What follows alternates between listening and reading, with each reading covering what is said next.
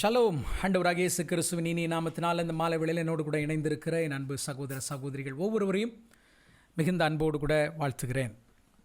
எபேசியருக்கு எழுதின நிருபத்தை நாம் தியானித்துக் கொண்டிருக்கிறோம். திருச்சபைக்கு எழுதப்பட்ட ஏராளமான உபதேசங்கள் அடங்கிய ஒரு புஸ்தகம் எபிரேயருக்கு எழுதின நிருபம். அப்போஸ்தலனாகிய பவுல் ஸ்தாபித்த ஒரு சபை ரோமாபுரியில் தன்னுடைய கடைசி நாட்களில் சங்கிலினால் கட்டப்பட்டவனாக எபேசு திருச்சபை குறித்த மிகுந்த பாரமுடையவனாக எழுதின ஒரு கடிதம் எபேசியருக்கு எழுதின நிருபம். இன்ஃபேக்ட் இப்பொழுது விசுவாசிகளாக மணவாட்டியாகிய திருச்சபையில் இணைக்கப்பட்டிருக்கிற நம்முடைய கடமைகள் என்ன, எப்படிப்பட்டவர்களாக நாம் நடந்து கொள்ள வேண்டும் என்பதை குறித்து பவுல் நமக்கு எழுதினதை அல்லது எபேசியருக்கு எழுதின நிருபத்தை நம்ம தியானித்து வருகிறோம். டாக்ட்ரின்ஸ் மட்டும் முக்கியம் இல்லை, அந்த டாக்ட்ரின்ஸை நம்முடைய வாழ்க்கையாக நம்ம மாற்ற வேண்டும். உபதேசங்களை கேட்கிறது ஒரு பெரிய காரியம் அல்ல.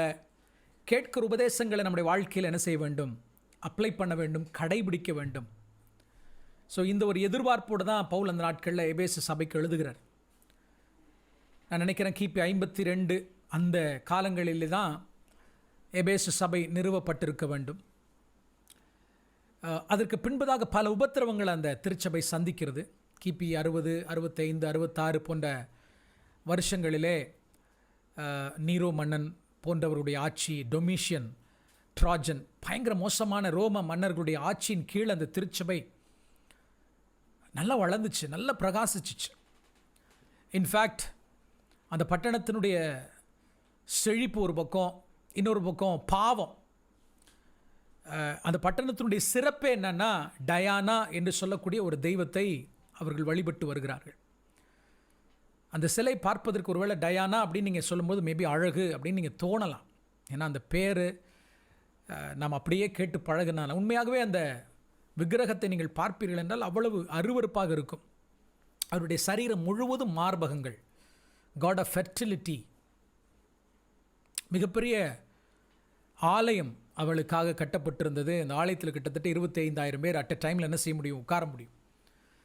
இன்ஃபேக்ட் அந்த எபேசு பட்டணத்தில் இருக்கக்கூடிய தியானால் அல்லது டயானா என்று சொல்லப்படக்கூடிய இந்த அருவருப்பான இந்த விக்கிரகத்திற்கு செய்யப்படுகிற ஆராதனை முறைகள், ஒரு இசையை வாசிப்பாங்க, மேபி ஒரு ஃப்ளூட், ஒரு இசையை வாசித்து அங்கே தூபங்களை அவளுக்கு போடும் பொழுது அங்கே இருக்கக்கூடிய பெண்கள், அதாவது ப்ரீஸ்டஸ், பெண் சாமியார்கள் இல்லையா, பூசாரிகள் அப்படின்னு சொல்லப்படுறவங்க நடனம் ஆட ஆரம்பிப்பாங்க. நடனமாடி ஒரு குறிப்பிட்ட டைமில் அந்த தேவதைக்கு முன்னாடி வேசித்தனங்களும் விபச்சாரங்களும் நடக்க ஆரம்பிக்கும். ஈவன் ரோம அரசாங்கமே அவைகளுக்கு தடை விதித்தது தான் ஒரு கட்டத்தில்.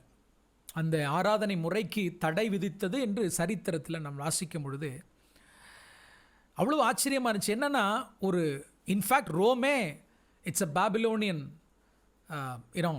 ஒரு மதமாக இருந்தாலும் இந்த தியானாளுக்கு செய்யப்படுகிற ஆராதனை முறையை அவங்க தடை செய்திருக்கிறார்கள் என்று சொன்னால் அப்போ எவ்வளவு அருவருப்பாய் இருந்திருக்கும்னு யோசித்து பாருங்கள். இப்படிப்பட்ட ஒரு சமுதாயத்தின் நடுவில் ஒரு திருச்சபை எல்லா விதத்துங்களும், அந்த மணவாட்டி என்ன நோக்கத்தோடு தேவன் அவளை அழைத்தாரோ அல்லது எதற்காக தேவன் மணவாட்டியை தெரிந்து கொண்டாரோ அது நிறைவேற வேண்டும் என்கிற பாரம் பவுலுக்குள்ள என்ன செஞ்சிச்சு? இருந்துச்சு. ஏன்னா எளிதில் வழி விலகி போவதற்கான வாய்ப்பு இருக்குது. ஏன்னா அன்றைக்கி இருந்த சமுதாயம் அப்படி. இன்றைக்கி மட்டும் ஒன்றும் குறைஞ்சிடலை. சேம் அதே மாதிரி ஒரு சூழ்நிலை தான் திருச்சபை இன்றைக்கு இருந்து வருகிறது. And we are facing the same situation. In fact இப்போது இந்த குவாரண்டைன் பீரியடில் ஆலயங்களுக்கு செல்ல முடியவில்லை. ஆமென். ஒருவரும் திறக்கக்கூடாதபடி பூட்டுகிறவரும், ஒருவரும் பூட்டக்கூடாதபடி திறக்கிறவரும் நம்முடைய தேவன். ஆனாலும் கதவுகள் என்ன செய்யப்பட்டிருக்கிறது? பூட்டப்பட்டிருக்கிறது. விசுவாசிகள் வீடுகளில் இருக்கிறோம். எத்தனை பேர் ஆன்லைனில் ஆராதிக்கிறார்கள் அல்லது தங்களுடைய போதகர்களுடைய வார்த்தைகளை கேட்கிறார்கள் என்று நமக்கு தெரியல. ஸோ இப்படிப்பட்ட ஒரு சூழ்நிலையில் சபைனா என்னன்னு புரிஞ்சு கொண்டு நம்ம கவனமாக வாழலை அப்படின்னா எபேசு சபைக்கு என்ன ஏற்பட்டதோ அந்த நிலைமை நமக்கு ஏற்பட வாய்ப்பு இருக்குது. என்னன்னா, அவ்வளவு நல்ல ஒரு சபை. வெளிப்படுத்தல் புஸ்தகத்தில் 1ஆம் நூற்றாண்டுடைய கடைசி பகுதியில் யோவான் எழுதும் பொழுது, நீ அனலும் இல்லாமல் குளிரும் இல்லாமல் நீ இருக்கிற அப்படின்ற மாதிரி அல்ல, ஆதியில் இருந்த உன்னுடைய அன்பை நீ என்ன செஞ்ச, விட்டு விட்டான்னு உன் பேரில் எனக்கு என்ன உண்டு, குறை உண்டுன்னு எழுதுகிற லெவலுக்கு எபேசு பட்டணத்தினுடைய திருச்சபை தன்னுடைய ஆதி அன்பை இழந்தது மாத்திரமல்ல, கிபி 200 அந்த பீரியட் ஆஃப் டைம் முற்றிலுமாய் அந்த சபை இல்லாமல் போய்விட்டது. இப்போது நம்ம படிக்கிறோமே, இந்த நாட்கள் நம்ம இவ்வளோ விஷயங்களை கற்றுக்கொள்கிறோமே, வரங்களை பற்றி, ஊழியங்களை பற்றி, திருச்சபைக்கு தேவன் கொடுத்திருக்கிற அளவற்ற ஐஸ்வர்யத்தை பற்றி படிக்கிறோம். இப்போ யூனிட்டியை பற்றி படித்து கொண்டிருக்கிறோம், பியூரிட்டியை பற்றி இப்போ இன்றைக்கி நாம் படித்து கொண்டிருக்கிறோம். இவைகளெல்லாவற்றையும் கற்றுக்கொள்ளுகிற நாம் அதில் நிலைத்திராவிட்டால், அதன்படி நடக்காவிட்டால், சந்தேகத்துக்கு இடமின்றி எபேசு பட்டணத்தினுடைய திருச்சபைக்கு என்ன நிகழ்ந்ததோ அது நமக்கு நிகழ வாய்ப்பு இருக்கு. நல்லா புரிஞ்சுக்கோ. அப்போஸ்தலனாகிய பவுலினால் ஸ்தாபிக்கப்பட்ட சபை, தீமோத்தேயு போன்ற வல்லமையான தேவனுடைய ஊழியர்கள் ஊழியம் செய்த ஒரு சபை கிபி 200க்கு மேலே அதனால் என்ன செய்ய முடியல, தாக்கு பிடிக்க முடியல. அன்றைக்கி சூழ்நிலையை எல்லாமே போயிடுச்சு. இன்றைக்கி நீங்கள் எஃப்எஸ்எஸ் போனீங்கன்னா அந்த ருவன்ஸை நீங்கள் பார்க்க முடியும். அதனுடைய எப்படியெல்லாம் அவங்க சபைகள் இருந்ததுன்றதை நீங்கள் இன்றைக்கும் பார்க்க முடியும். பிரியமான தேவனுடைய பிள்ளை, நான் ஏன் இதை சொல்கிறேன்னா, நம்ம ஒவ்வொரு மாலை வேளையிலும் மிகுந்த பாரத்தோடு, மிகுந்த பிரயாசத்தோடு இவைகளை நாங்கள் கற்றுக் கொடுக்குறோம். ஆமென். நீங்கள் அதை என்ன செய்யணும், உங்கள் வாழ்க்கையில் ப்ராக்டிஸ் பண்ணணும், அபியாசிக்கணும். அதுதான் எங்களுடைய ஆசை. அப்போ தான் இந்த குடும்ப ஜெபம், இதை நான் குடும்ப ஜெபம்னே அழைக்கிறேன். This family prayer will achieve it's purpose. அவருடைய நோக்கத்தை என்ன செய்ய நிறைவேறும். ஆண்டவருக்கு மட்டும் என்ன செய்யட்டும், மகிமை உண்டாகட்டும். சரி, அப்போ எபேசியருக்கு எழுதின 4ஆம் அதிகாரத்துடைய கடைசி பகுதியில் நம்ம வந்திருக்கிறோம். பியூரிட்டி, சபையினுடைய பரிசுத்தத்தை பற்றி பவுல் கற்றுக் கொடுக்கிறார். ஸோ 4ஆம் அதிகாரத்திலிருந்து 6ஆம் அதிகாரனுடைய இறுதி வரைக்கும் ரெண்டாக நம்ம பிரிச்சிருக்கிறோம். ஒன்று சபையினுடைய யூனிட்டி, 1ஆம் வசனத்திலிருந்து 16ஆம் வசனம் வரைக்கும் திருச்சபையினுடைய ஐக்கியம். இதை நம்ம தியானிச்சிட்டோம். இப்போ நம்ம பார்த்து கொண்டு இருக்கிற திருச்சபையினுடைய பரிசுத்தம், பியூரிட்டி, இது ரொம்ப ரொம்ப முக்கியம். நம்முடைய டியூட்டி, நாம் என்ன செய்யணும் அப்படின்றத நம்ம பார்த்துட்டு வந்தோம். அதில் இதுக்கு முன்பதாக நான் நினைக்கிறேன் 2-3 விஷயங்கள் உங்களுக்கு கற்றுக் கொடுக்குறேன். 5 விதமான பாவங்கள். 1 பொய்யை பற்றி நம்ம பார்த்தோம். 2வது கோபத்தை பற்றி நம்ம என்ன செய்தோம் பார்த்தோம். இன்றைக்கி 3வதாக ஒரு விஷயத்தை நம்ம பார்க்க போகிறோம். இதெல்லாம் ரொம்ப சாதாரணமான சிம்பிளான விஷயம்னு மட்டும் நினச்சிடாதீங்க. இதுதான் திருச்சபையை பிரிந்து விடுகிறதற்கு, உடைஞ்சு விடுகிறதற்கு, பிசாசு உள்ள நுழைந்து விடுவதற்கு காரணமாக என்ன செய்கிறது, அமைந்து விடுகிறது. சரி, என்னோடு கூட சேர்ந்து எபேசியருக்கு எழுதின 4ஆம் அதிகாரம். ஒருவேளை யாராவது புதுசாக இணைஞ்சிங்கன்னா நான் உங்களுக்கு சொல்லுகிறேன். This is it's a Bible study. We been continuing for more than 3-4 months நாங்கள் என்ன செஞ்சுட்ருக்கோம், தொடர்ந்து நாங்கள் கற்று வருகிறோம். ஸோ நீங்கள் பார்க்கணுன்னா என்னுடைய யூடியூப் சேனலில் போய், என்னுடைய பேரில் இருக்கக்கூடிய சேனலில் போய் நீங்கள் என்ன செய்யலாம், அவைகளை கற்றுக்கொள்ளலாம். சரி, 4ஆம் அதிகாரம் 27ஆம் வசனத்திலிருந்து வாசிப்போமா? பிசாசுக்கு இடம் கொடாமலும் இருங்கள். சரி, 28. திருடுகிறவன் இனி திருடாமல் குறைச்சல் உள்ளவனுக்கு கொடுக்கத்தக்கதாக தனக்கு உண்ணாயிருக்கும்படி தன் கைகளினால் நலமான வேலை செய்து பிரயாசப்படக்கடவன். Do not steal but rather work and give.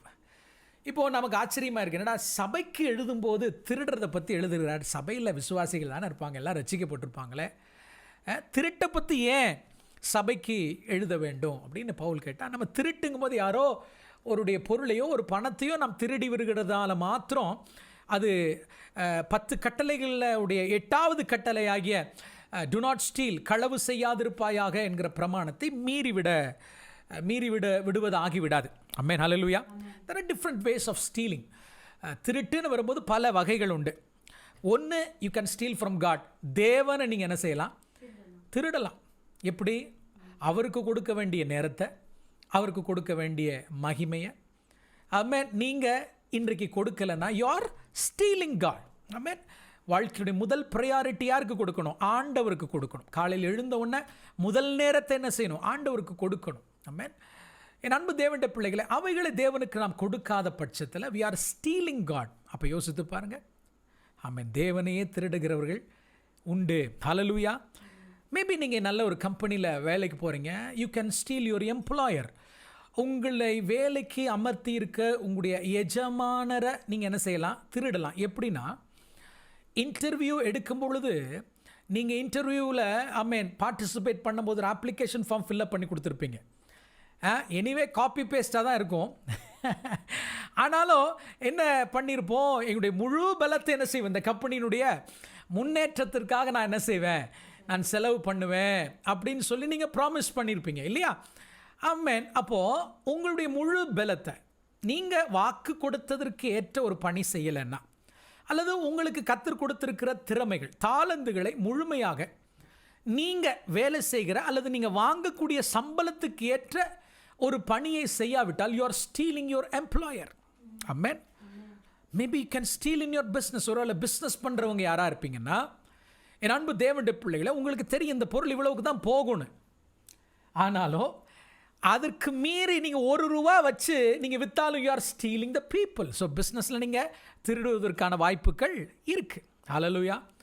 பலரிடத்தில் பணம் கடனாக வாங்குறீங்க, borrowing money.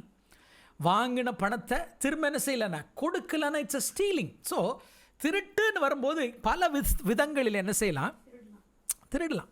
ஹல்லேலூயா. என் அன்பு தேவனுடைய பிள்ளைகள், ஆனால் ஒரு விஷயத்தை புரிந்து கொள்ள வேண்டும். இங்கே என்ன பதத்தில் அப்போஸ்தலனாகிய பவுல் சொல்லுகிறார்னா, கவனிங்க, அவர் என்ன சேர்த்து சொல்கிறார்னா, திருடுகிறவன் இனி திருடாமல் குறைச்சொல்லுள்ளவனுக்கு கொடுக்கத்தக்கதாக தனக்கு உண்டாயிருக்கும்படி தன் கைகளினால் நலமான வேலையை செய்து என்ன செய்வேன், பிரயாசப்பட கடவன் அப்படின்னு ஆண்டவர் என்ன செய்கிறாரு, பவுல் என்ன செய்கிறாரு சொல்லுகிறார். அதாவது ஒருவனுக்கு தேவன் கொடுக்கிற பலத்தினால அவன் ஐஸ்வர்யத்தை சம்பாதிக்க அவனுக்கு என்ன உண்டு, உரிமை உண்டு. ஸோ நல்லா புரிஞ்சுக்கோங்க, யூ ஹாவ் எவ்ரி ரைட்ஸ். உங்களுடைய ஐஸ்வர்யத்தை நீங்கள் சம்பாதிப்பதற்கு உங்களுக்கு என்ன உண்டு, உங்களுக்கு உரிமை உண்டு. ஆனால் தன்னுடைய ஆஸ்தியை, ஏன்னா நீங்கள் நியாயப்பிரமாணத்தில் பார்த்தீங்கன்னா உங்களுடைய ஆஸ்தியை நீங்கள் பாதுகாப்பதற்கு கூட உங்களுக்கு என்ன கொடுத்துருக்கிறார் ஆண்டவர், கட்டளைகளை கொடுத்துருக்கிறார் நியாயப்பிரமாணத்தில். அதாவது நீங்கள் ஐஸ்வர்யத்தை சம்பாதிப்பதற்காகவோ அல்லது ஆஸ்திகளை வாங்குவதற்காகவோ அதை நீங்கள் பாதுகாப்பதற்காகவோ சகல உரிமைகளை வேதவசனம் நமக்கு என்ன செய்திருக்கிறது, ஆமென், கொடுத்திருக்கிறது. ஹல்லேலூயா. ஆனால் என் அன்பு தேவனுடைய பிள்ளைகள், ஒரு விஷயத்தை புரிந்து கொள்ள வேண்டும். கர்த்தர் நமக்கு கொடுக்கிறவை அனைத்தும் மற்றவர்களுக்கு கொடுக்கத்தான் கர்த்தர் கொடுத்திருக்கிறார் என்பதை நம்ம மறந்து போகக்கூடாது. ஹல்லேலூயா. ஒரு வசனம் இருக்குது சங்கீதங்களை, கர்த்தர் நம்முடைய களஞ்சியங்களை கொடுக்கத்தக்கதாக நிரப்பினார்னு. எனக்கு சரியாக அந்த வசனம் ஞாபகம் இல்லை. அந்த வசனம் சொல்லும் பொழுது கொடுக்கத்தக்கதாக என் களஞ்சியங்கள் என்ன செய்கிறார், கர்த்தர் நிரப்புகிறார். அப்போ என்னுடைய களஞ்சியங்களை தேவன் நிரப்புகிறார் என்றால் எதற்காகத்தான் நிரப்புகிறார் என்றால் கொடுக்கும்படியாகத்தான் நிரப்புகிறார். ஆகவே கொடுக்கிறவனாக நான் இல்லாவிட்டாலும் நான் திருடனாக இருக்கிறேன். ஹல்லேலூயா. மறுபடியும் சொல்கிறேன், உங்களுடைய ஆஸ்தியை சம்பாதிப்பதற்கும் சேர்த்து வைப்பதற்கும் உங்களுக்கு சகல உரிமையும் உண்டு. ஆனால் தேவனுடைய பிள்ளைகளாகிய நாம் திருச்சபையில் என்றைக்கு இணைக்கப்பட்டோமோ அன்றைக்கு we are called to share. ஞாயிற்றுக்கிழமை அதை தான் நம்ம பார்த்தோம். எல்லாவற்றையும் பொதுவாய் அனுபவித்தார்கள், அதோடு கூட சேர்த்து என்ன செஞ்சாங்க, they shared with others. ஹல்லேலூயா. என் அன்பு தேவனுடைய பிள்ளைகளை, கொடுக்காவிட்டாலும் ஸோ திருடுகிறவன் என்று பவுல் சொல்லும் பொழுது அவர் எக்ஸாக்டாக பணத்தை திருடுறதை பற்றி பேசல. Because is talking to the church. குறைச்சல் உள்ளவனுக்கு கொடுக்கத்தக்கதாக தனக்கு உண்டாயிருக்கும்படி, குறைச்சல் உள்ளவனுக்கு கொடுக்கத்தக்கதாக தனக்கு உண்டாயிருக்கும்படி. அப்போ மற்றவர்களுக்கு கொடுக்கத்தக்கதாக ஏன்ட்ட என்ன செய்யணும், இருக்கும்படி தன் கையினால நலமான வேலையை செய்கிறவன் பிரயாசப்படணுன்றார். அப்படி பண்ணி கொடுக்கிற அளவுக்கு ஆமென் நீங்கள் உழைக்கணும், கொடுங்க. என் அன்பு தேவனுடைய பிள்ளைகளை, நாம் ஒரு நாளும் திருட மாட்டோம். ஒரு அழிலை சொல்லுங்க பார்க்கலாம். எனக்கே பத்த மாட்டேங்குதே, எப்படின்னா மற்றவனுக்கு கொடுக்க. இப்போ உங்களுக்கே பத்தலைன்னா என்ன அர்த்தம்னா, இங்கே வசனத்தில் பவுல் சொல்கிறார், குறைச்சொல்லுள்ளவனுக்கு கொடுக்கத்தக்க தனக்கு உண்டாயிருக்கும்படி தன் கைகளினால் நலமான வேலை செய்து பிரயாசப்படுன்றார். அப்போ ஆண்டவரே என்ன நீங்கள் உயர்த்துங்க அப்படின்னு நம்ம ஜெபிக்கிறது மாத்திரமல்ல, எப்படிப்பட்ட வேலையை நம்ம செய்யணும்னா பிரயாசப்பட்டு நலமான வேலையை செய்து அதனால் வரக்கூடிய வருமானத்தினால எனக்கு போக மற்றவர்களுக்கு கொடுக்கத்தக்கதாக நான் என்ன செய்யணும், இருக்கணும் அப்படின்றார். ஹல்லேலூயா. நம்மளாம் வாங்குறவர்கள், நம்ம எல்லாரும் யாரு, கொடுக்கிறவர்களாக இருக்கணும். ஹல்லேலூயா. ஏன்னா திருச்சபை உள்ள வந்துட்டோம் இல்லையா, ஒருத்தருக்கு ஒருத்தர் அவசியமாக இருக்கிறோம் இல்லையா, we need to share each others இல்லையா. ஆமென். அப்போ நம்ம சர்ச்சுக்குள்ள of course there are needy people. But அதே நேரத்தில் ஆண்டவர்கிட்ட கேளுங்க, ஆண்டவரே நான் கொடுக்கிறவனா நான் இருக்கணும் ஆண்டவரே. நான் கொடுக்காம நீர் எனக்கு கொடுக்கிறத நான் வச்சுக்கிட்டே இருந்தேன்னா உங்கள் பார்வையில் நான் என்னவா மாறிடுவேன்? திருடனா ஆயிடுவேனே அப்பா. நான் கவனமாக மற்றவர்களுக்கு கொடுக்க எனக்கு என்ன செய்யுங்க, உதவி செய்யுங்க அப்படின்னு நம்ம ஜெபிக்க வேண்டியது அவசியம். ஹல்லேலூயா. ஏன்னா ஆதாம் செஞ்ச பாவம், முதல் பாவம் திருட்டுன்னு உங்களுக்கு தெரியுமா? அது அஃப்கோர்ஸ் ஆண்டவருக்கு கீழ்ப்படியாமல் போனது அதெல்லாம் இருந்தாலும் முதல்ல போய் அவங்க பறிச்சாங்க பாருங்க. என்னது அது? த ஃபர்ஸ்ட் சின் வாஸ், எதை தொட வேண்டாம், எதை புசிக்க வேண்டாம்னு சொன்னாரோ அந்த பழத்தை போய் புசிச்சு என்ன செஞ்சாங்க? The first Adam, he sinned by stealing. But the second Adam, நம்முடைய ஆண்டவராகிய இயேசு கிறிஸ்து என்ன செஞ்சார் தெரியுமா? சிலுவையில் மரிக்கும் பொழுது முதலாக தன்னோட கூட்டு போனார் ஒரு திருடனை. ஒரு திருடனை தான் என்ன செஞ்சார் ஆண்டவர்? தன்னோடு கூட பரத்துக்கு என்ன செய்கிறாரு? அழைத்து செல்கிறார். ஹல்லேலூயா. என் அன்பு தேவனுடைய பிள்ளைகளே, இந்த திருடுகிறவன் இரு திருடாமல் என்று சொல்லும் பொழுது பிரயாசப்படுங்கன்னு சொல்கிறார், வேலைக்கு போங்கன்னு சொல்கிறார். 2 தெசலோனிக்கேயர் 3:10 வாசித்து பாருங்கள். A lazy Christian is a stealing Christian. ஆமென். வேலைக்கு போகலைன்னா என்ன செய்யக்கூடாது? சாப்பிடக்கூடாதுன்னு பைபிள் சொல்லுது. இதை சொல்லுகிற பவுலே இஸ் a hard worker, கடினமாக உழைக்கிற ஒரு பவுல். அவரே என்ன செஞ்சார்? வேலை செஞ்சார். தன்னுடைய கைகளினால கூடாரம் அவர் செய்தார். கூடாரம் என்ற வேர்டு தலீத் என்கிற வேர்டு ஹீப்ரூவில். நம்ம நினைக்கிற மாதிரி சாமியான பெரிய ஷெட் அவர் செய்யலை. யூதர்கள் ஆண்கள் அணிந்து கொள்ளக்கூடிய அந்த ஜெப வஸ்திரமாகிய தலீத், தலீத் என்று சொன்னால் சிறிய கூடாரம் என்று அர்த்தம். Small tent. அவங்க முக்காடு போடுறாங்க இல்லையா, அதுதான் அந்த கூடாரத்தினுடைய அந்த அமைப்பு. ஸோ நீயோ நீ ஜெபிக்கும் பொழுது உன் அறை வீட்டுக்குள் பிரவேசித்து அம்மே நீ என்ன செய், அந்தரங்கள் இருக்கிற உடைய பிதாவை நோக்கி ஜெபம் பண்ணுன்னு சொல்கிறார் இல்லையா. ஸோ அந்த தலீத்தை தான் பவுல் என்ன செய்கிறார்? பின்னுவார். அதை செய்கிற பணி. அதனால் எங்கேனாலும் கொண்டு போகலாம். அந்த தலீத்துக்கு கலர் வேணுன்றதுக்காகத்தான் அவர் அந்த ரத்தாம்பரத்தை வாங்கிறதுக்காக தான் லிடியாவோட வீட்டிற்கு அவர் போவார். அங்கே தான் லிடியாவோட வீட்டில் என்ன செய்வார்? ஆமென், சுவிசேஷத்தை அறிவித்து அந்த குடும்பத்தை ரட்சிப்புக்குள்ளே நடத்துவார். Paul was a hard worker. இன்றைக்கி நான் சொல்கிறேன், தேவனுடைய மனவாட்டியாகிய திருச்சபையோடு இணைந்திருக்கிற தேவனுடைய பிள்ளையை, you should be a hard worker. You should be a hard worker. மற்றவர்களுக்கு கொடுக்கத்தக்கதாக ஆண்டவரே நான் இருக்கணும். நான் கொடுக்கலன்னா நான் என்ன செய்கிறேன்? நான் திருடுகிறவனா இருந்து விடுவேனே. ஹல்லேலூயா. அஃப்கோர்ஸ் ஆரம்ப காலகட்டத்தில் ஆண்டவராக இயேசு கிறிஸ்துவை உங்களுடைய சொந்த இரட்சகராக ஏற்றுக்கொண்டு ஆண்டவருக்குள்ளே வளருகிற ஆரம்பத்தில் சபை உங்களுக்கு உதவி செஞ்சுருக்கும், ஊழியக்காரங்க உங்களுக்கு ஹெல்ப் பண்ணியிருப்பாங்க. ஆமென். அது சபையினுடைய கடமை. என்ன, நீங்கள் வளர்ந்துட்டீங்க, பல வருஷங்கள் ஆயிட்டு, இன்னமும் நம்ம என்ன செய்ய முடியாது? எதிர்பார்த்து இருக்க முடியாது. நீங்கள் எதிர்பார்த்தே இருக்கிறீர்கள் என்றால் you are stealing. You are stealing. You should B growing. நீங்கள் என்ன செய்யணும்? வளர்ந்து கொடுக்கிறவர்களாக என்ன செய்யணும்? மாறணும். ஹல்லேலூயா. யூத ரபிமார்கள் தங்களுடைய சீஷர்களுக்கு எப்பொழுதுமே தோராவை கற்றுக் கொடுக்கிறதோடு சேர்த்து ஒரு ட்ரேடையும் ஒரு தொழிலையும் கற்றுக் கொடுப்பார்களாம். தொழிலையும் கற்றுக் கொடுப்பார்களாம். ஒரு ரபி இப்படியே சொல்கிறார், if you to not teach your son a trade, you are teaching him to steel அப்படிங்கிறார். அதாவது ஒரு தகப்பன் தன்னுடைய குமாரனுக்கு ஒரு தொழிலை கற்றுக் கொடுக்காவிட்டால் என்னத்தை கற்றுக் கொடுக்கிறான் என்றால் திருடும்படி என்ன செய்யறானா? கற்றுக் கொடுக்கிறான். ஆமென். ஹல்லேலூயா.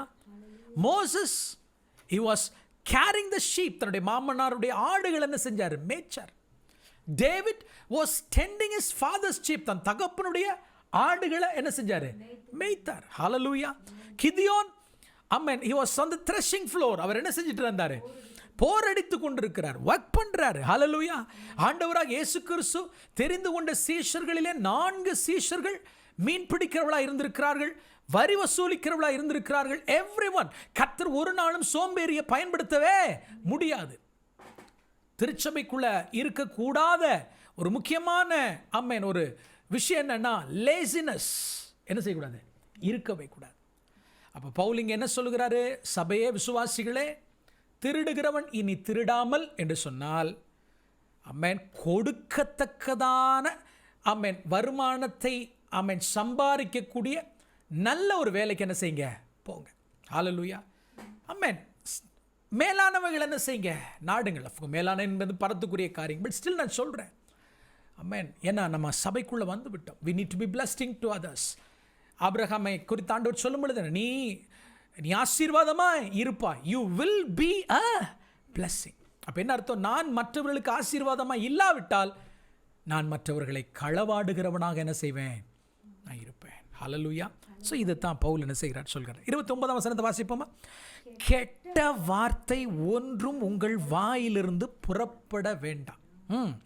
பக்தி விருத்திக்கு ஏதுவான நல்ல வார்த்தை உண்டானால் அதையே கேட்கிறவர்களுக்கு பிரயோஜனம் உண்டாகும்படி பேசுங்கள். இதை கொஞ்சம் நேரம் நம்ம என்ன செய்ய போகிறோம்? இன்றைக்கி மெடிடேட் பண்ண போகிறோம். ஹல்லேலூயா.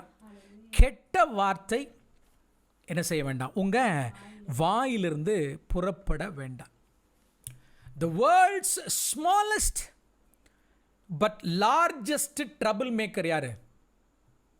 உங்கள் நாக்கு தான். உலகத்திலேயே மிக சிறியது, ஆனாலும் மிகப்பெரிய பிரச்சனையை ஏற்படுத்துகிற நம்முடைய சரீரத்தினுடைய அவயவம் என்ன? நாக்கு, நாவு, ரைட்? பட் அதே நேரத்தில் speech is a wonderful gift from God. பேசுகிற ஒரு கிருபை மனுஷனுக்கு மட்டும்தான் கர்த்தர் கொடுத்துருக்கிறாரு. அது தேவனால் கொடுக்கப்பட்ட அளவற்ற ஒரு ஈவு. ஹல்லேலூயா. நம்ம தேவனுடைய சாயலை வெளிப்படுத்துவதற்கு மனுஷனுக்கு கொடுக்கப்பட்ட ஒரு அருமையான கெப்பாசிட்டி. ஹல்லேலூயா. நம்முடைய தேவன் பேசுகிறவர். நாமும் அவருடைய சாயலை சிருஷ்டிக்கப்பட்டிருக்கிறதுனால அவரை போல பேச வேண்டும். ஹல்லேலூயா. நம்ம எல்லாரும் படித்த ஒரு விஷயம் தான். we are a new creation. என்றைக்கு அந்தகார இருளில் நின்று ஆச்சரியமான ஒளியினிடத்திற்கு தேவன் நம்மை கொண்டு வந்தாரோ அன்றைக்கு புது சிருஷ்டியாக இருக்கிறதுனால undoubtedly our word should be newly என்ன சொல்லலாம், ஒரு நியூ கான்வர்சேஷன். பாவத்தில் இருக்கும் பொழுது பேசினவோ வார்த்தைகள் நம்ம என்ன செய்யக்கூடாது? பேசவே கூடாது. நம்ம புது சிருஷ்டியாக இருக்கிறதுனால நம்முடைய கான்வர்சேஷன் என்னவாக இருக்கணும்? அர்த்தம் உள்ளதாக இருக்கணும், புதுசாக இருக்கணும், மாற்றப்பட்டதாக இருக்கணும். ஹல்லேலூயா. மத்தேயு 12:34 ஆண்டவர் சொல்லும் பொழுது இருதயத்தினுடைய நிறைவினால வாய் என்ன செய்யும்? பேசும். ஹல்லேலூயா. இப்போ பவுல் என்ன சொல்கிறாருன்னா, கெட்ட வார்த்தை ஒன்றும் உங்கள் வாயிலிருந்து புறப்பட வேண்டாம் அப்படின்னு சொல்கிறாருன்னா என்ன சொல்ல வர்றாரு? இந்த ரோட்டில் எல்லாம் கெட்ட வார்த்தை பேசுவாங்கள்ல, ஸோ அதை மட்டும் சொல்லலை. நம்ம அப்படி மட்டும் நினச்சக்கூடாது. நிறைய விஷயம் இருக்குது. கெட்ட வார்த்தைன்ற வேர்டு அங்கே அவர் பயன்படுத்தி இருக்கிற க்ரீக் வேர்டு, கெட்ட வார்த்தை என்ற வேர்டுக்கு அவர் பயன்படுத்தி இருக்கிற கிரேக்க வேர்டு சாப்ராஸ், SAPROS, சாப்ராஸ் என்ற வேர்டை யூஸ் பண்ணியிருக்கிறார். Which means corrupt or corrupting. அதாவது கெட்டு போன அல்லது கெட்டு போக பண்ணுகிற வார்த்தை என்ன செய்யாதீங்க? பயன்படுத்தாதீங்க அப்படிங்கிறார். நல்லா புரிஞ்சுக்கோங்க. கெடுக்கிற வார்த்தை வாயில் வர வேண்டாம்.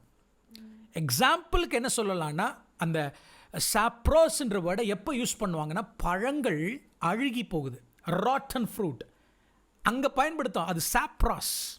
ஸோ அழுகின பழம் தானையும் அழுக செய்யும், பக்கத்தில் இருக்கிற மற்ற பழங்களை என்ன செய்யும்?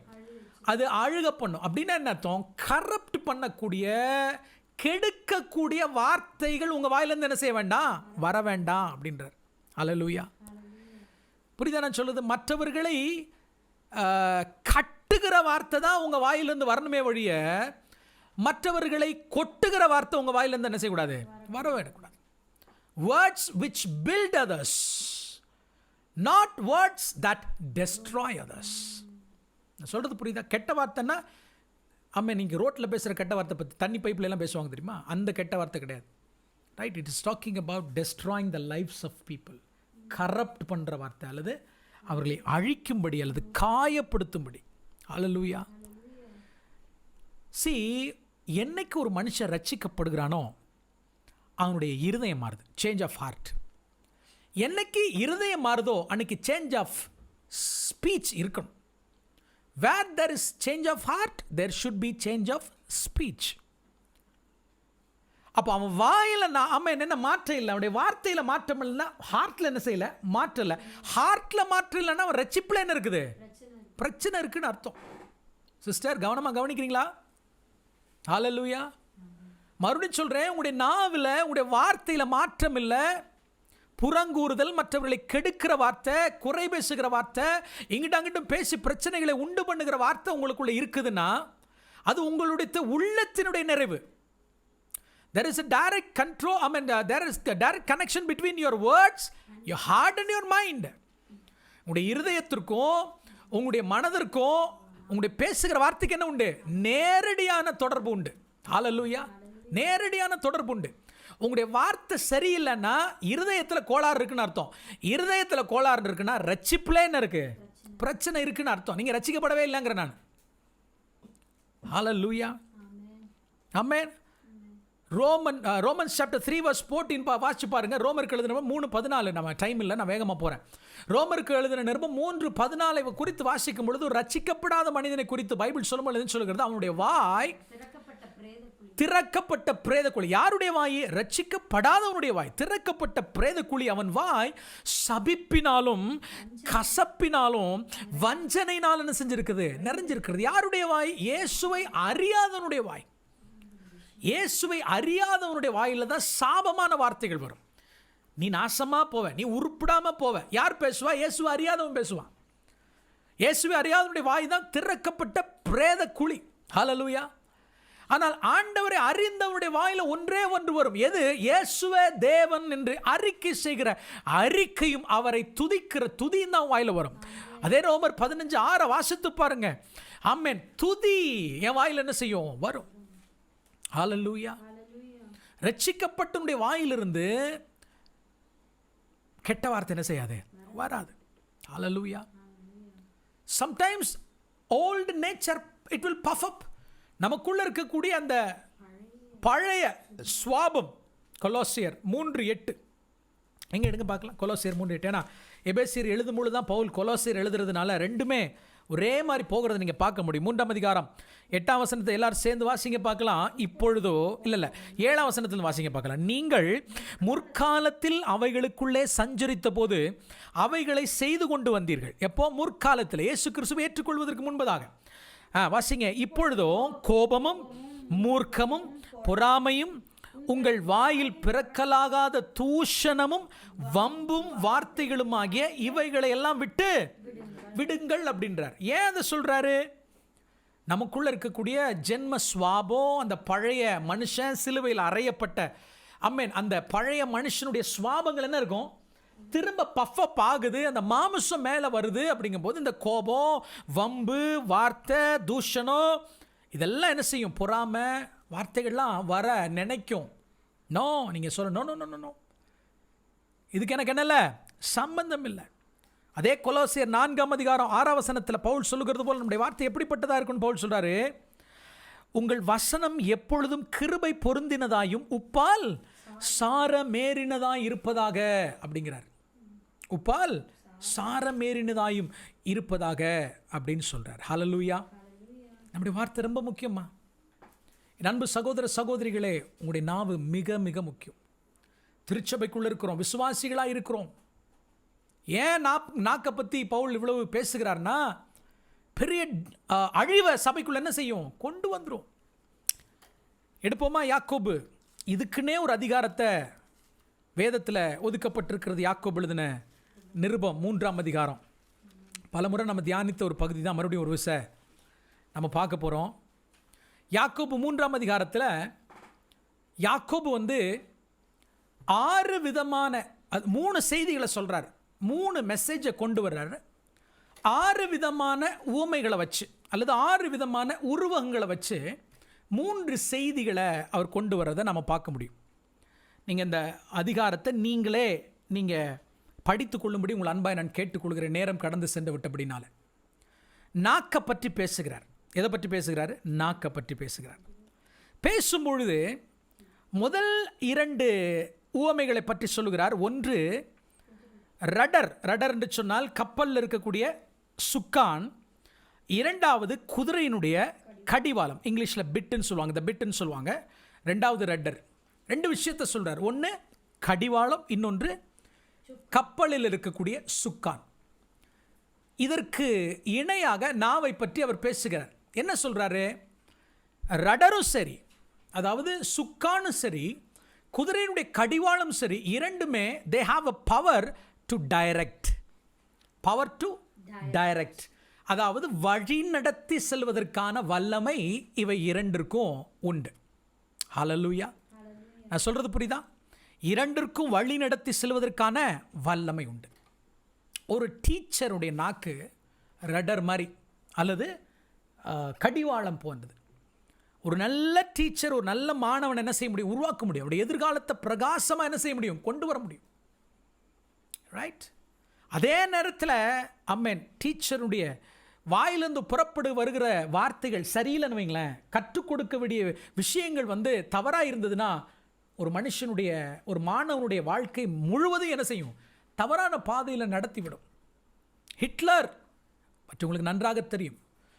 ஹிட்லரோட கரப்டிங் ஸ்பீச் எஸ்டிமேட் பண்ண முடியாத அளவுக்கு மரணங்கள் என்ன செஞ்சிச்சு? பூமி கொண்டு வந்துச்சு.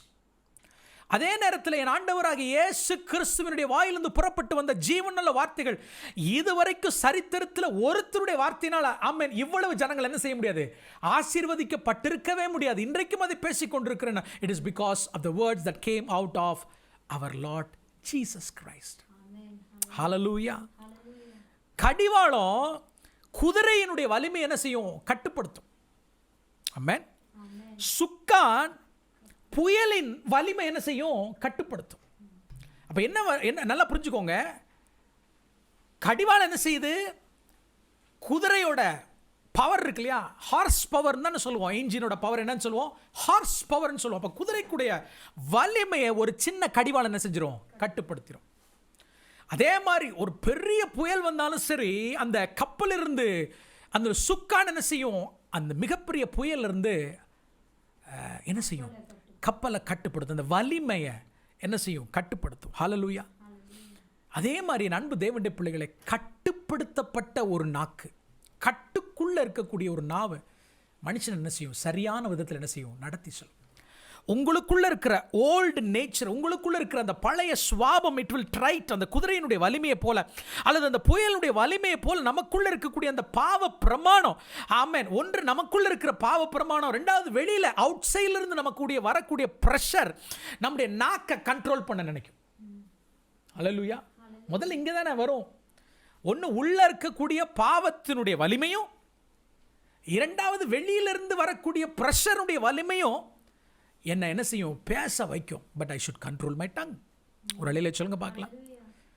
வேர்ல்டு வார் 2ல உலக யுத்தம், இரண்டாவது உலக மகா யுத்தம் நடக்கும் பொழுது நிறைய இடங்களில் இந்த போஸ்டர் ஒட்டியிருந்தாங்களா. என்னன்னா, லூஸ் லிப்ஸ் சிங்க் ஷிப்ஸ். எப்படி? Loose lips sink ships. ஆமாம், கப்பலையா கவுத்துருமா நீங்கள் என்ன செய்யலைன்னா? கட்டுப்பாடு இல்லாமல் ஆமென் போர் வீரர்கள் இருப்பீர்கள் என்றால். ஹல்லேலூயா. அப்போ என்ன அர்த்தம்? ஒரு கப்பலுடைய சுக்கானும் சரி, ஒரு குதிரையினுடைய கடிவாளம் சரி, இது இரண்டும் நாக்கை போன்றது. சரியான கட்டுப்படுத்தப்பட்ட எஜமானுடைய கையில் அது இருந்துச்சுன்னா அது என்ன செய்யும்? ஒரு மனுஷனை சரியான பாதையில் டைரக்ட் பண்ணணும். இல்லாட்டா தவறான பாதைக்கு கொண்டு போயிடும். ஸோ இன்றைக்கு ஆண்டவருடைய கரத்தில் அந்த நல்ல எஜமான் கையில் உங்கள் நாக்கு என்ன செய்யுங்க? கொடுத்துருங்க. ஹல்லேலூயா. இது மாத்திரம் ஆண்டவர் கட்டுப்படுத்துகிறார்னா, பரிசுத்த ஆவியானவர் கட்டுப்படுத்துகிறார் அப்படின்னு சொன்னால், நான் சொல்கிறேன், ஒன்று நம்ம வாழ்க்கையும் சரியான திசையை நோக்கி போகும். ரெண்டாவது நாம் இணைஞ்சிருக்கிற திருச்சபையும் சரியான திசையை நோக்கி நம்ம என்ன செய்வோம்? கொண்டு போவோம். ஹல்லேலூயா. அதனால் your tongue has a power to direct. கவனமாக உங்கள் நாக்கை பயன்படுத்துங்க. ரெண்டாவது இன்னும் 2 விஷயத்தை பற்றி சொல்லுவார். ஒன்று ஃபயர், இன்னொன்று ஒரு மிருகத்தை பற்றி பேசுவார் இல்லையா. நாவும் நெருப்புத்தான் என்றும், 7வது வசனத்தில் சகலவிதமான மிருகங்கள் அப்படின்னு சொல்லிட்டு 2 விஷயத்தை பேசுவார். அப்போது ஃபயருக்கும் மிருகத்திற்கும் நாக்குக்கும் என்ன சம்பந்தம் இருக்குன்னா, ஃபயரும் சரி, அக்னியும் சரி, மிருகம் சரி, they have power to destroy. They have power to destroy. அழிப்பதற்கான வல்லம் இருக்கு. ஹல்லேலூயா. அக்கினி, fire, it always starts with a small spark. வாயை வச்சுட்டு சும்மா இருந்தோம்னா பல பிரச்சனை என்ன செஞ்சிருக்காது? வந்திருக்கவே வந்திருக்காது. ஹல்லேலூயா. எல்லாம் ஃபயர் எங்கே தான் ஸ்டார்ட் ஆகுது? ஒரு காட்டு தீயை பாருங்க, மலைகளையே முடிச்சிருது. எங்கே ஸ்டார்ட் ஆகுது? ஒரு சின்ன சிகரெட், ஒரு சின்ன ஸ்பார்க். ஆமென். சங்கீதம் 39 இங்கே வாசிச்சிருமே அந்த வசனத்தை. சாம்ஸ் சாப்டர் 39 verse 1 to 3 வாசிப்போமா? சங்கீதம் 39. உங்கள் நாவு ரொம்ப ரொம்ப முக்கியம். விசுவாசிகள் எப்படினாலும் பேச முடியாதுமா. என் நாவினால், ஒன்றிலிருந்து வாசிக்கிறேன், என் நாவினால் பாவம் செய்யாதபடிக்கு நான் என் வழிகளை காத்து, துன்மார்க்கன் எனக்கு, பாருங்க, என் நாவினால் பாவம் செய்யாதபடிக்கு நான் என் வழிகளை காத்துன்றார். அப்போ வழிகளை காக்கணும்னா நாக்கு ரொம்ப முக்கியம். துன்மார்க்கன் எனக்கு முன்பாக இருக்கும் மட்டும், துன்மார்க்கன் எனக்கு முன்பாக இருக்கும் மட்டும் அப்படின்னா துன்மார்க்கன் எது வரைக்கும் உங்க முன்னாடி இருப்பான்? நீங்கள் சாகிற வரைக்கும் துன்மார்க்கன் இருக்கத்தான் செய்வான். துன்மார்க்கன் எனக்கு முன்பாக இருக்கும் மட்டும் என் வாயை கடிவாளத்தால் அடக்கி வைப்பேன் என்றேன். நான் மௌனமாகி ஊமையாக இருந்தேன், நலமானதையும் பேசாமல் அமர்ந்திருந்தேன். ஆனாலும் என் துக்கம் என்ன செஞ்சிச்சு? அதிகரித்தது. நான் பேசாமல் இருந்ததுனால ஆமென், என் உள்ளம், என் இருதயம் எனக்குள்ள என்ன செய்ய ஆரம்பிக்குது? அனல் கொண்டது. நான் தியானிக்கையில் அக்கினி மூண்டது. அப்பொழுது என் நாவினால் என்ன செஞ்சேன்? ஆமாம், அக்கினி சும்மா இருந்தால் கூட பற்றிடுமா உள்ள. பேசலைன்னா என்ன செஞ்சிடும்? அக்கினி எங்கே பற்றுது? உள்ள பற்றுது. என்னால் என்ன செய்ய முடியல, பேசாமல் இருக்கு. சில ஆட்கள்லாம் பேசுறதுக்குன்னே வரம் பெற்றவர்கள். பேசலைன்னா உங்களுக்கு அன்றைக்கி என்ன வராது? தூக்கமே வராது, மண்டை வெடிச்சிரும். நான் சொல்கிறேன், நீ விசுவாசி, நீ தேவனுடைய பிள்ளை. ஹல்லேலூயா. Fire hurts. நான் என்ன செய்யுது? மற்றவங்களை பாதிக்குது. Fire spreads. அக்கினி என்ன செய்யுது? பரவுது. தெரியுமா உங்களுக்கு? பரவுது. சிலருடைய நாக்கு நியூஸ் பேப்பர் மாதிரி, ஆமென், நியூஸ் சேனல் மாதிரி பரவும். ஆமென். பிரேக்கிங் நியூஸ் எல்லாம் வரும். ஹல்லேலூயா. ஆமென். Fire burns. அக்கினி என்ன செய்யுது? எரித்து விடுகிறது. Fire destroys. பட் அதே நேரத்தில் அந்த ஃபயர், அந்த அக்கினி நம்ம கண்ட்ரோலில் வச்சோம்னா இட் கேன் ஜெனரேட் பவர். உண்மையா இல்லையா? ஆமென். அடுப்பு, அந்த அடுப்பில் அக்கினி என்ன செய்கிறோம்? வச்சோம்னா when it is controlled, அழகாக நமக்கு ஒரு சிக்கன் பிரியாணி என்ன செய்யுது? ஆக்கி கொடுக்குது. அது மாதிரி நம்முடைய நாவை நாம் கண்ட்ரோல் பண்ணோம்னா ப்ரொடக்டிவான விஷயத்தை கொண்டு வர முடியும். அதே மாதிரி தான் மிருகங்களையும் சொல்கிறார். மிருகம், ஆமென், it is peaceful. Every animal is peaceful இல்லையா? வீட்டில் இருக்கிறத நான் சொல்கிறேன். ஆமென். ஆனால் சொல்லுவாங்க, சாது மிரண்டா காடு கொள்ளாது அப்படிமா. பட் அதே எங்கள் வீட்டில் இருக்கிற நாய், ஒரு ஸ்ட்ரேஞ்சர் வந்தால் கையில் என்ன செய்ய முடியாது? பிடிக்க முடியாது. ஹல்லேலூயா. It can be deadly, it can be poisonous sometimes. என் அன்பு தேவனுடைய பிள்ளைகளை, ஆனால் when it is tamed, அந்த மிருகத்தை நம்ம என்ன செய்கிறோம்? டேம் பண்ணுறோம், பழக்கு வைக்கிறோம்னா நமக்கு நல்ல ஒரு ஒர்க்கராக, நல்ல ஒரு பணியாளராக இல்லையா? அதை மாற்ற முடியும். அதே மாதிரி தான் நம்முடைய நாவும். It can destroy. But when it is controlled or when it is tamed, அது பழக்கத்துக்கு நம்ம கொண்டு வந்தோம்னா it could be a blessing. உங்கள் நாவு தேவனுடைய ராஜ்யத்துக்கு ரொம்ப தேவை. உங்களுடைய நாவு, அம்மா, என் அன்பு தேவனுடைய பிள்ளைகளை, சபைக்கு ரொம்ப தேவை. நீங்கள் உற்சாகமூட்டுகிற வார்த்தைகள் ஜனங்களுக்கு தேவை. உங்கள் வாயிலிருந்து புறப்பட்டு வருகிற ஆறுதலான வார்த்தைகள் இன்னைக்கு தேசத்துக்கு தேவை. ஹல்லேலூயா. அடுத்த ஒரு 2 விஷயத்தை சொல்கிறார் பவுல். ஒன்று ஃபவுண்டைன் சொல்லுவார், அதாவது நீர் ஊற்ற பற்றி சொல்லுவார். இன்னொன்று ட்ரீஸ், மரத்தை பற்றி அல்லது கனிகளை பற்றி சொல்வார். They have power to give delight.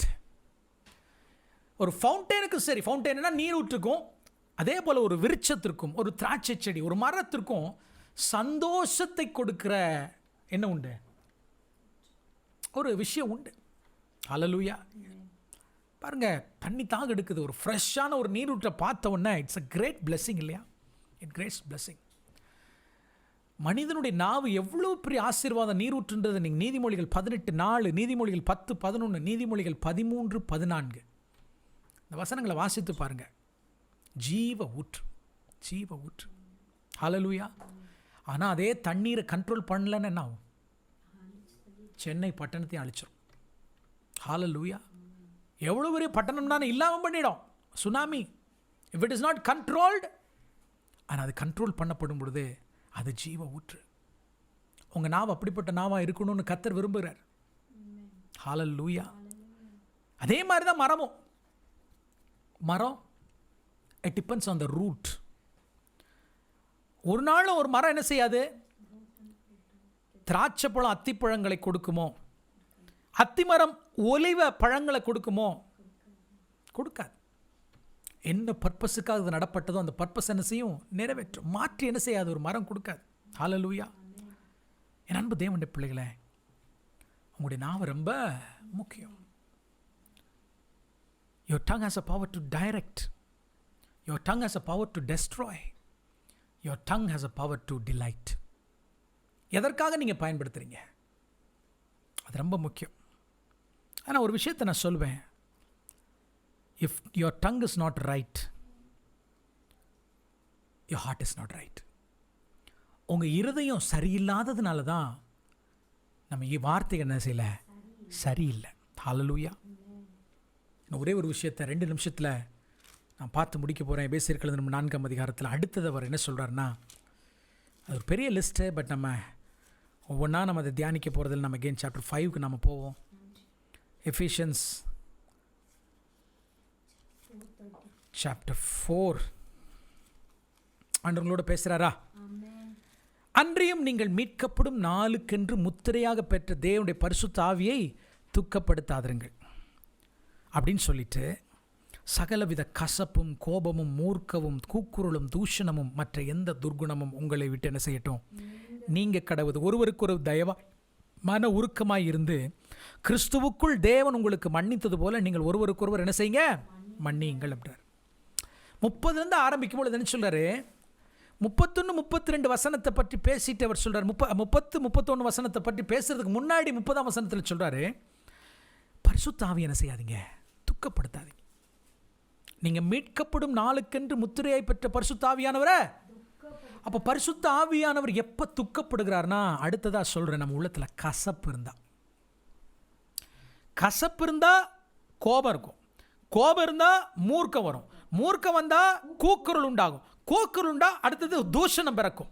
தூஷணம் இருந்தா ஊர்ல இருக்கிற அத்தனை துர்குணமும் எங்கே தான் இருக்கும்? நமக்குள்ள இருக்கும். எங்கே ஸ்டார்ட் ஆகுது? கசப்பில் ஸ்டார்ட் ஆகுது. பிட்டர்னஸில் ஸ்டார்ட் ஆகுது. யாரை குறித்து உங்களுக்கு கசப்பு வேண்டாம். ஏன் பரிசுத்த ஆவியானவரை துக்கப்படுத்தாதீர்கள்னு பவுல் சொல்றாருன்னா, பரிசுத்த ஆவியானவர் எத்தகைய அட்மாஸ்பியரில் சூழலில் அவர் குடியிருக்கிறார்னா, லவ், பீஸ் அண்ட் ஜாய், அன்பு, சமாதானம், சந்தோஷம் எங்க இருக்குதோ அந்த அட்மாஸ்பியரில் மட்டும்தான் யார் இருப்பா? பரிசுத்த ஆவியானவர் இருப்பார். எங்க அன்பு இல்லையோ, எங்க சமாதானம் இல்லையோ, எங்க சந்தோஷம் இல்லையோ, எங்க பிட்டர்னஸ் இருக்குதோ, எங்க தூஷணம் இருக்குதோ, எங்க கூக்குரல் இருக்குதோ, எங்க துன்மார்க்கம் இருக்கோ, எங்க மூர்க்கம் இருக்கோ, அங்க ஆண்டவர் என்ன செய்ய மாட்டார்? இருக்க மாட்டார். பரிசுத்த ஆவியானவர் போயிட்டாருன்னா என்ன ஆகும்? மீட்கப்படும் நாளுக்கென்று முத்திரையாய் பெற்ற பரிசுத்த ஆவியானவர். என் அன்பு தேவனுடைய பிள்ளைகள் கவனமா இருக்கணும். அப்போ ஒரு பெரிய பட்டியல் அப்போஸ்தலனாகிய பவுல் நமக்கு 4ஆம் அதிகாரத்தில் கொடுக்கிறார். நம்முடைய பியூரிட்டி. வெரி வெரி சிம்பிளான ஒரு விஷயம் என்னவென்று சற்று நாம் ஞாபகப்படுத்துவோமா? 1 பொய், 1 பொய், 2வது கோபம், 3வது களவு, 4வது கெட்ட வார்த்தை, 5வது இப்போ நாம் பார்த்த ஆமென் ஸ்தோத்திரம் கசப்பு. ரொம்ப அடிப்படையான சிம்பிளான விஷயம்னு தோன்றினாலும் பல விஷயங்களை உள்ளே போய் நம்ம என்ன செஞ்சோம்? நம்ம தியானித்தோம். சர்ச்சில் அவைகளை என்ன செய்யக்கூடாது? இருக்கக்கூடாது. நம்ம ஒரே அவயவம். நமக்குன்னு ஒரு பர்பஸ் உண்டு. நம்ம குறித்து தேவன் ஒரு திட்டம் வைத்திருக்கிறார்.